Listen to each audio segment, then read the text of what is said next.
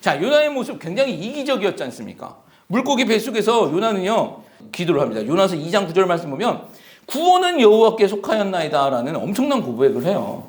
지금 자기 살려주신 하나님을 찬양하며 역시 구원은 하나님께 있어라고 물고기 뱃속에서 하나님 찬양하고 있습니다.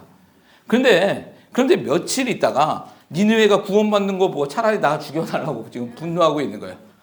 요나의 속마음에는요, 나는 괜찮은데 쟤는 안 된다는 생각이 가득한 거잖아요.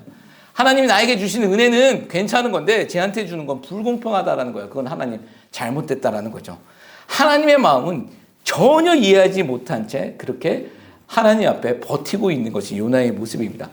자, 이 요나의 모습은 또 누구의 모습일까요? 누가복음 15장에는 유명한 탕자 비유가 나옵니다. 우리 탕자 이야기 잘 아시죠? 여러분 여기서 탕자 비유에서 탕자가 몇 명 나올까요? 아버지의 유산을 받아 챙긴 아들, 허랑방탕하게 살다가 아버지 품을 깨닫고 무엇이 선인지 악인지를 이제 깨닫고 아버지에게 돌아온 탕자 이야기죠. 그 아버지가 아들이 오기를 동네에서 기다렸다가 달려가는 장면이 나와요. 이 장면이 제일 감동적인 것 같아요. 예전에는 왜 아버지가 집에서 기다리지 않았을까라는 생각을 해봤는데 당시에는 이런 문화가 있었습니다. 당시 아버지가 살아있을 때 유산을 달라고 하는 것은 아버지가 죽었으면 좋겠습니다라는 뜻을 갖고 있었어요. 이것은 페루나가 된다라는 것입니다. 이런 아들은요, 이런 자식은요, 동네에서 동네 사람들에게 맞아 죽을 수도 있는 거예요. 돌로 맞아 죽을 수도 있는 거예요. 그것을 안 아버지는요, 혹시 자기보다 동네 사람이 먼저 내 아들 볼까봐 매일같이 나와서 기다리고 계셨던 거죠. 그리고 오는 모습을 보고 달려가서 그를 끌어안는 것입니다. 이 모습에서 어떤 모습이 보여지십니까? 누가 돌을 던진다면 내가 대신 맞겠다라는 거예요. 내가 대신 맞아주겠다라는 그 아버지의 마음이 담겨 있지 않습니까? 이렇게 돌아온 둘째 아들, 아버지는 너무나도 기뻐서 잔치를 벌입니다. 선악을 분별하지도 못하고 깨닫고 돌아온 아들이 얼마나 기뻤겠습니까?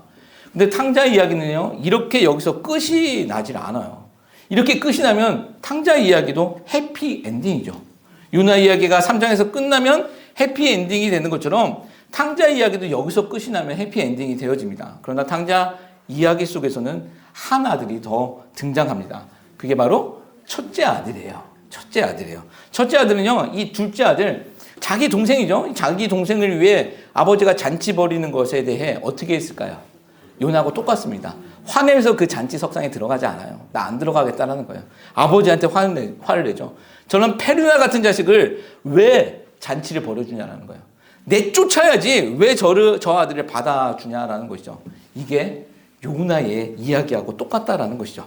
구약의 탕자 요나는요, 어떤 때는 둘째 아들이 되기도 하죠. 둘째 아들. 1장, 2장에서는 둘째 아들이에요. 돌아갔다가 다시 돌아오는, 집 나갔다 돌아오는 아들.